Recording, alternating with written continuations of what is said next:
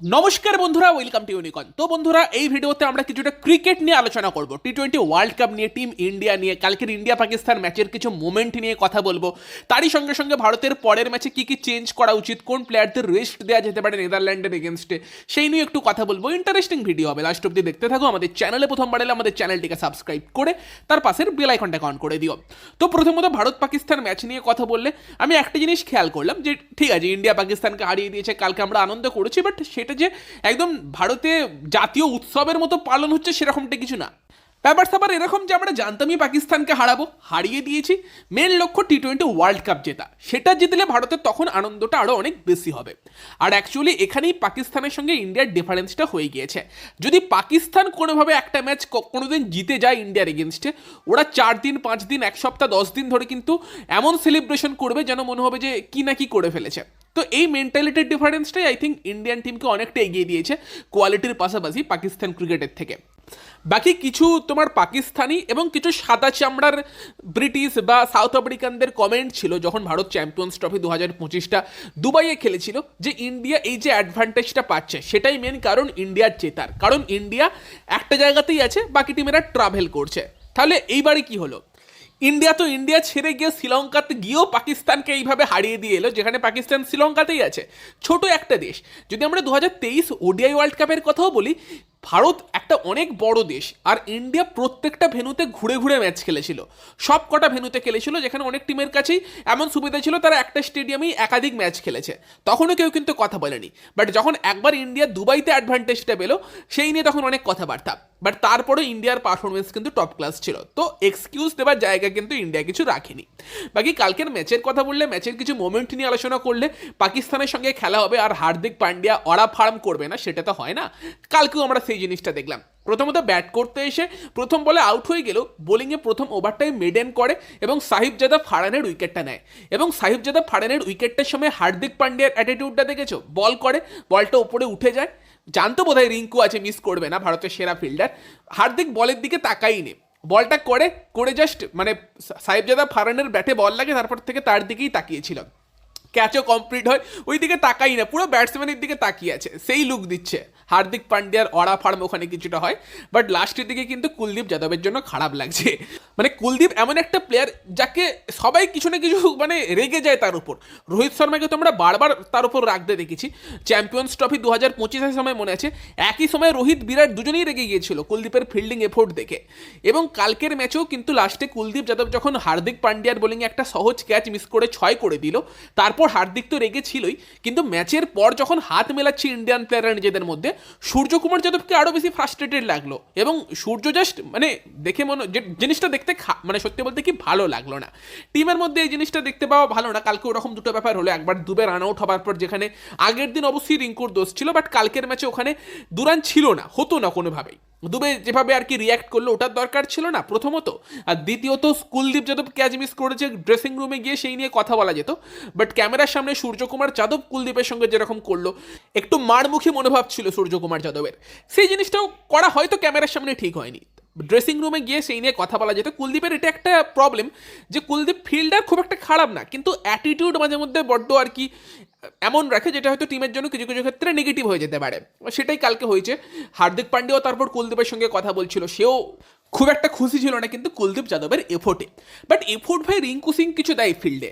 Rinku catch গেলে তো catch নেবেই, but একটা শুরুর দিকে 4 আটকালো, তোমরা স্ক্রিনে দেখতে পাচ্ছ যে কোথায় বল ছিল আর কোথায় রিঙ্কু ছিল।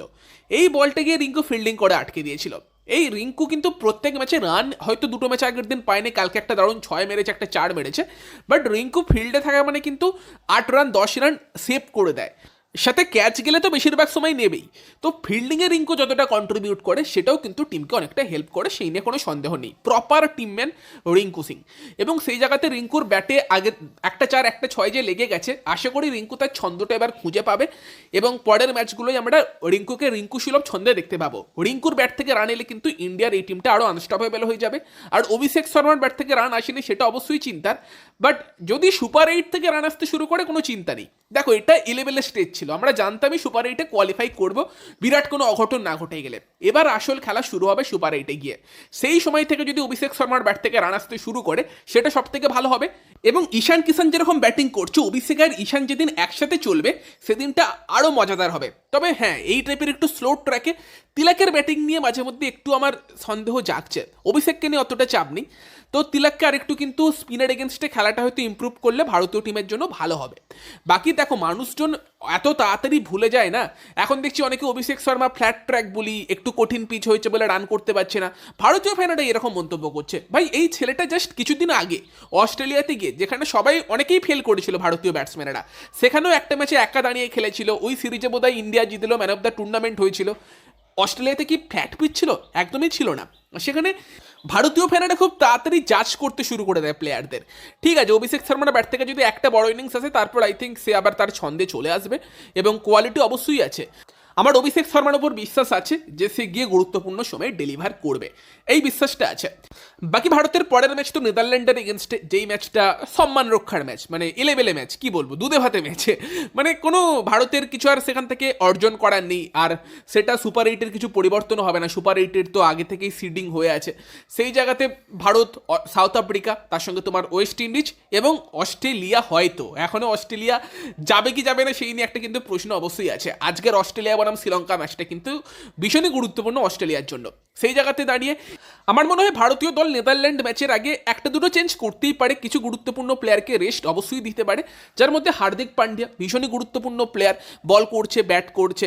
কালকের ম্যাচে ফার্স্টে ভালো বল করেছে, তার আগের দিন ব্যাটে রান করেছে, তো ছন্দে আছে হার্দিক পান্ডিয়া। সেখানে হার্দিককে তুমি এই ম্যাচে রেস্ট দিয়ে দাও, সব থেকে বেস্ট হয়তো সেটাই হবে। জানি না টিম ম্যানেজমেন্ট করবে কিনা, বাট ওয়াশিংটন সুন্দরকেও যদি দরকার পড়ে সুপার এইটের আগে একটা ম্যাচে গেম টাইম দিতে পারে, তো হার্দিকের জায়গাতে ওয়াশিংটনকে কিন্তু এই ম্যাচে আনা যেতেই পারে। বাকি আর চেঞ্জের কথা বলতে গেলে জসপ্রীত বুমরাকে রেস্ট দিয়ে সেই জায়গাতে সিরাজকেও আনা যেতে পারে। বাট বুমরা যে রিসেন্টলি খুব ম্যাচ খেলেছে, খুব ভালো ম্যাচ প্র্যাকটিসে আছে, সেটাও নয়। তো দেখা যাক, সেটা না করলেও অসুবিধা হবে না। বুমরা আর একটু ম্যাচ প্র্যাকটিস পেয়ে যাবে, আর একটু রিদমে চলে আসবে। কালকে ভালোই বল করছিল, তো ওই একটা জায়গা দেখতে পারে। আর বাকি যদি মনে করে যে কুলদীপ যাদবকে আর একটা ম্যাচ দেবো, বরুণকে একটা ম্যাচে রেস্ট দেবো, সেটাও করা যেতে পারে। বরুণকে রেস্ট দিয়ে কুলদীপকে আর একটা ম্যাচ দিয়ে দিতে পারে, হর্ষদীপ সিংকে নিয়ে আসতে পারে সেখানে বরুণ চক্রবর্তীর জায়গাতে। এগুলো কিছু অপশান আছে, বাট বরুণ বা বুমরাকে না রেস্ট দিলেও চলবে। বাট হার্দিককে হয়তো রেস্ট দেওয়াটা ভালো হতে পারে টিমের জন্য, হার্দিককে ফিট রাখতে পারে। ব্যাটে বলে ভীষণই গুরুত্বপূর্ণ প্লেয়ার। বাকি ব্যাটিং অর্ডারে তো কোনো চেঞ্জ আমি দেখছি না, সঞ্জুকে বাইরেই থাকতে হবে, কারণ ঈশান ভালো ছন্দে আছে, সে তার ছন্দ কন্টিনিউ করুক। অভিষেকের ব্যাট থেকে রান লাগবে, তিলক ভার্মার ব্যাট থেকেও একটা বড় ইনিংস এসে গেলে সেটা খুবই ভালো হয়। বাকি রিঙ্কুর ব্যাট থেকেও আর একটু বড় ইনিংস এলে আমরা খুশি হব।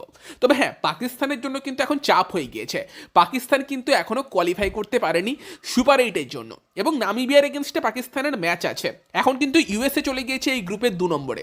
নামিবিয়ার এগেনস্টে পাকিস্তান হেরে যাওয়া মানে কিন্তু পাকিস্তান টি-20 বিশ্বকাপ থেকে ছিটকে যাবে। ফলে পাকিস্তান বনাম নামিবিয়া ম্যাচটাও কিন্তু একটা নকআউট ম্যাচ হতে চলেছে। অবভিয়াসলি পাকিস্তান অনেক এগিয়ে আছে, বাট নামিবিয়ারও জেরার্ড ইরাসমাস আর একটা স্পিনার আছে। যদি আর একটা স্পিনার দিয়ে তারা কোনোভাবে চোখ করে দিতে পারে পাকিস্তানকে, পাকিস্তান যে কোনো কিছু সম্ভব। সেখানে কিন্তু এখনো বলা যাচ্ছে না পাকিস্তান কোয়ালিফাই করেছে। মানে বুঝতে পারছো, প্রথম ম্যাচটা কিন্তু পাকিস্তানের হারার কথা, নেদারল্যান্ডের জেতার কথা। আর ওই ম্যাচটা পাকিস্তান হেরে যাওয়া মানে কিন্তু এখন পাকিস্তান বাদ পড়ে যেত, সেই জায়গাতে দাঁড়িয়ে আছে।